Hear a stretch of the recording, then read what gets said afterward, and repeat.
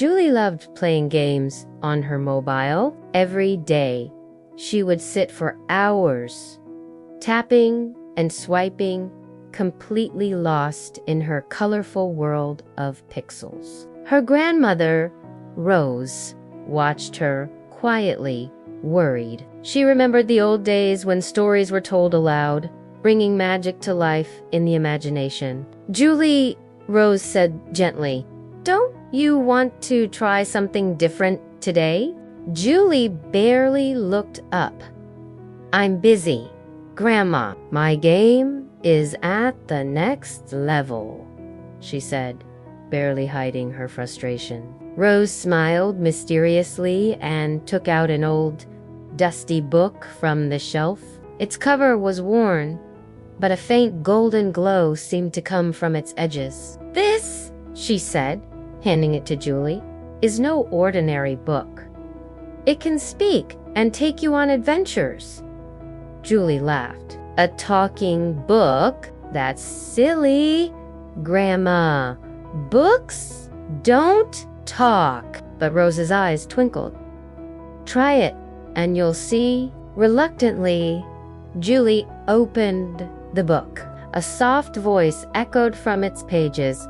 "Welcome, Julie. Are you ready for a journey?" Julie jumped back in surprise. The book's pages turned on their own, showing colorful illustrations that moved as if alive. Suddenly, the room melted away, and Julie found herself standing in a forest of sparkling trees. A talking rabbit appeared and bowed politely. "Welcome, Julie. Here, every story teaches a lesson. Today, you will learn about friendship, honesty, and patience." The rabbit led her to a village where children were struggling to share their toys. Julie realized how arguing over small things made everyone unhappy. She helped the children organize games where everyone got a turn. Smiles returned, and the forest glowed brighter. Next, the book transported her to a market in a floating city. Here, she met a boy who found a lost bag of gold coins. Julie was tempted to keep it, but the talking book whispered, "Honesty is true treasure." She returned the bag to its owner. The boy thanked her, and magical fireworks lit up the sky. Julie realized how good it felt to do the right thing.